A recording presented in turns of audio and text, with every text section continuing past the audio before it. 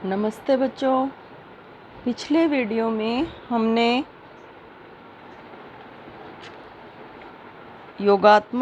मुक्तमूलक योगात्मक बहुलीकरण का श्रृंखला प्रारंभिक पद पढ़ा था या श्रृंखला प्रारंभिक पद पढ़ा था। इस वीडियो में अब हम देखेंगे श्रृंखला संचरण पद, जिसमें श्रृंखला आगे बढ़ती है। अब देखिए इसमें क्या होता है। इस स्टेप में जो पिछले स्टेप में एकलक मुक्तमूलक बने थे, वे और एकलकों से आगे एकलकों से क्रिया करते जाएंगे और नए एकलक मुक्तमूलक बनते भी जाएंगे और पीछे वालों के साथ जुड़ते भी जाएंगे। देखिए इसे किस प्रकार से होता है। ये पिछले स्टेप में जो बना था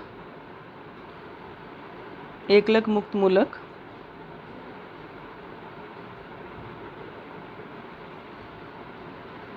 ये नए एकलक के साथ, हम जो एग्जाम्पल ले रहे हैं उसमें एकलक है एथीन, नए एकलक के साथ जुड़ता है। अब यहाँ पर फिर से ये बॉन्ड का समास विदलन होगा। सिंगल बॉन्ड जो ऊपर वाला आपको नज़र आ रहा है, एक इलेक्ट्रॉन यहाँ आएगा, एक यहाँ आएगा, तो उससे क्या होगा देखिए, ये जैसे था वैसे ही रहेगा। ROCH2, इस CH2 के साथ ये वाला CH2 जुड़ जाएगा, CH2 और अब ये वाला जुड़ जाएगा और यहाँ पर एक और CH2, लेकिन उस पर मुक्त इलेक्ट्रॉन। इसके साथ ये वाला जुड़ गया तो इसका इलेक्ट्रॉन तो बॉन्ड बनाने के लिए काम में आ गया और ये वाला बॉन्ड जो टूटा था उसका एक इलेक्ट्रॉन इधर चला गया, ये एक और मुक्तमूलक बन गया। तो ऐसे ही ये फिर से एक और एथीन पर हमला करेगा, जिससे कि वो एथीन भी इसके साथ जुड़ जाएगी, एक और मुक्तमूलक बन जाएगा। तो अभिक्रिया लगातार आगे चलती जाएगी अभिक्रिया। तो इसे संचरण कहते हैं अभिक्रिया का, और अभिक्रिया श्रृंखला के रूप में आगे चलती जाती है। तो इसे कहा जाता है श्रृंखला संचरण पद। एक के बाद एक एकलक अणु आपस में जुड़ते जाएंगे। तो यहाँ पर हम इसको क्या लिख सकते हैं, हम इसमें लिख सकते हैं पहले पद में बना एकलक मुक्तमूलक और एकलकों से एक के बाद एक क्रिया करता है और नए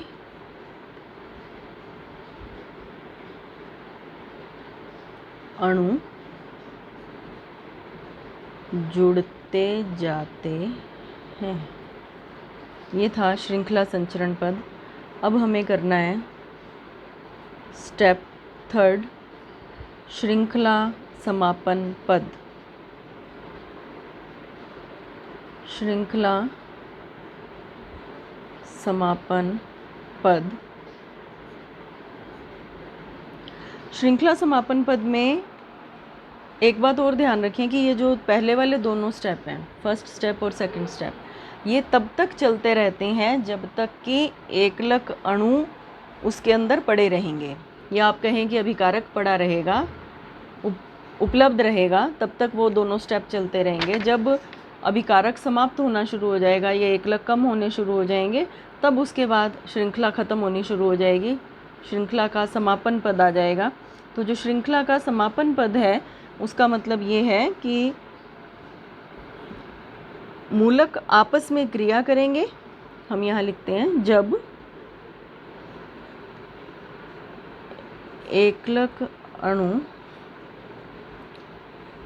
समाप्त हो जाते हैं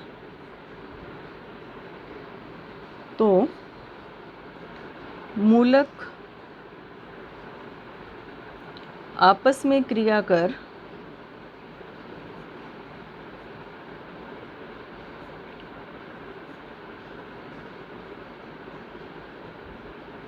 उदासीन बहुलक अणु बनाते हैं। अब जो श्रृंखला समापन पद है ये 4 प्रकार से हो सकता है। श्रृंखला समापन 4 प्रकार से हो सकता है। इसमें जो पहला है हम इसको नाम दे देते हैं C1 युग्मन। जो पहला स्टेप है या पहला प्रकार है उसे कहा जाता है युग्मन।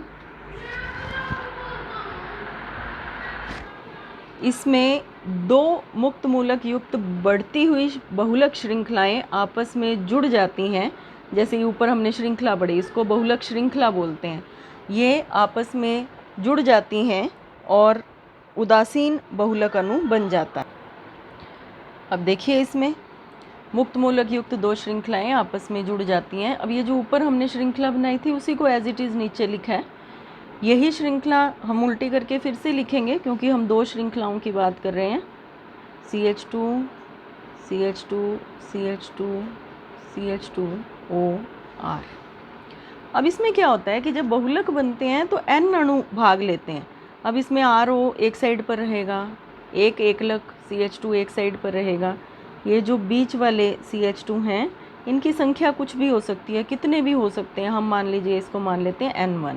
एक श्रृंखला में N1 जुड़े हुए हैं और दूसरी साइड पर इसी प्रकार के जो अणु जुड़े हुए हैं वो है N2। तो ये दोनों श्रृंखलाएं आपस में जुड़ जाएंगी। आपस में जुड़ करके बस आपको कुछ नहीं करना है, इसको समझ लीजिए। हमने जो यहाँ पर श्रृंखला बनाई थी उसी को उठा करके नीचे लिखा है। उसके सेंटर पार्ट को N1 बार मान लिया और इसी श्रृंखला को रिवर्स करके लिख दिया तो उसके सेंटर पार्ट को N2 बार मान लिया। और जब ये आपस में जुड़ जाएंगी तो यहाँ से इसको जोड़ देना है। तो किस प्रकार से होगा ये आप खुद बना सकते हैं। RO, आप खुद कोशिश करें। CH2 CH2 N1,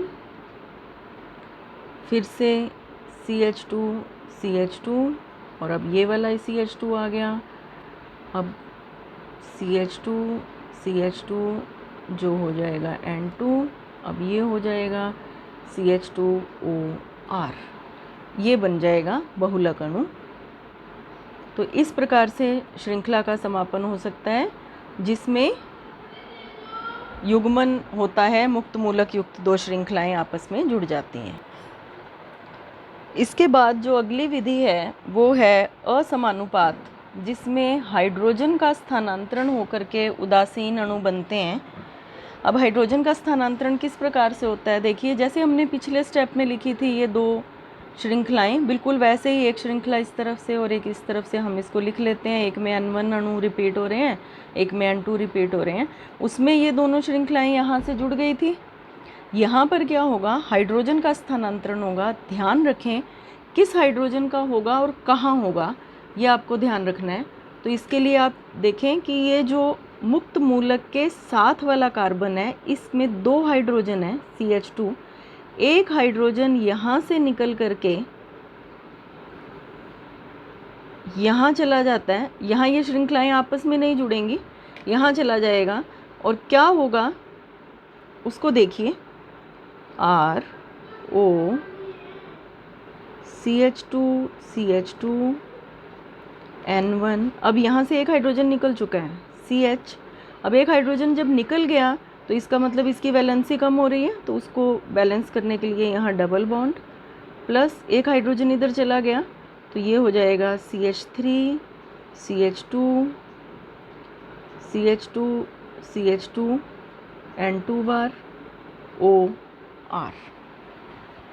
तो इस प्रकार से ये श्रृंखला समाप्त हो जाएगी और हाइड्रोजन का स्थानांतरण हो जाता है। इसको कहते हैं असमानुपात। अगली जो इसका प्रकार है या जिस तरीके से ये हो सकता है हम उसको कहते हैं श्रृंखला स्थानांतरण। श्रृंखला स्थानांतरण श्रृंखला स्थानांतरण में क्या होगा, देखिए इसको, इसमें एक विशेष एजेंट काम में आते हैं, विशेष अभिकर्मक काम में आते हैं जो श्रृंखला को स्थानांतरित कर देते हैं या खुद मुक्त मूलक के रूप में बदल जाएंगे और जो श्रृंखला का मुक्त मूलक है उसको बहुलक में बदल देते हैं। तो देखिए वापस हम यही वाला लेते हैं, R CH2 CH2 N1 CH2 CH2, यहाँ पर RH, ये श्रृंखला स्थानांतरण एजेंट के रूप में कार्य करता है, श्रृंखला स्थानांतरण एजेंट के रूप में काम करता है। यहाँ पर क्या होगा, ध्यान से देखें, इसका H इस CH2 के साथ जुड़ जाएगा, ये वाला H, इसको देखें, ये जो H है वो यहाँ आकर के CH2 के साथ जुड़ जाता है, क्या बन जाएगा, RO CH2 CH2 N1 CH2 CH3 plus, अब ये R मुक्त मूलक के रूप में रह जाएगा और ये श्रृंखला यहाँ पर समाप्त हो जाएगी।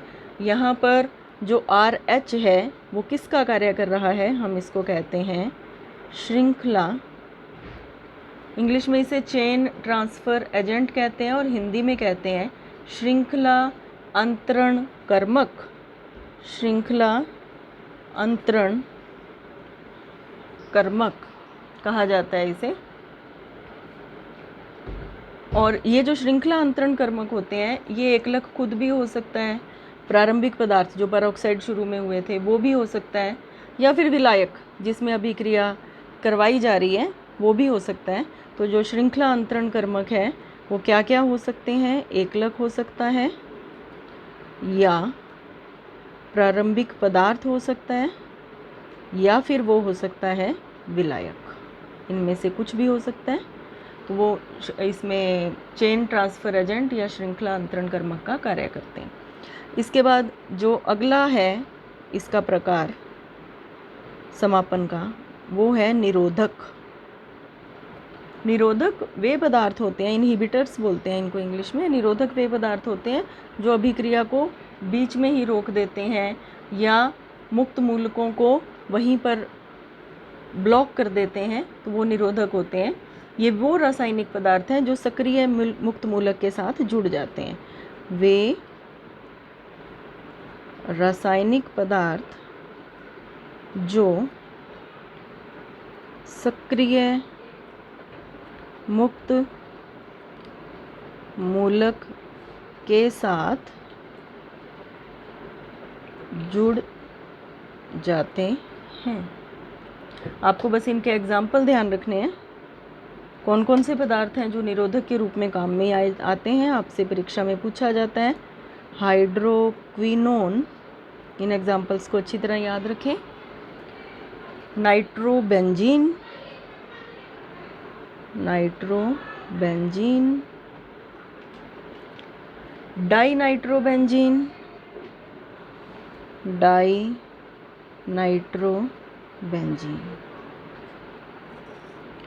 ये मुक्त मूलकों के साथ जुड़ जाते हैं, मुक्त मूलकों को ब्लॉक कर देते हैं और फिर अभिक्रिया वहीं पर रुक जाती है और बहुलक का निर्माण हो जाता है। इस प्रकार से ये इस वीडियो में हमने कंप्लीट कर लिया आपका मुक्त मूलक योगात्मक बहुलीकरण। इस पर प्रश्न भी है किताब में, 2 प्रश्न इसमें से बनते हैं, तो आप इसको अच्छे से देखें और उन प्रश्नों को हल करें। Thank you.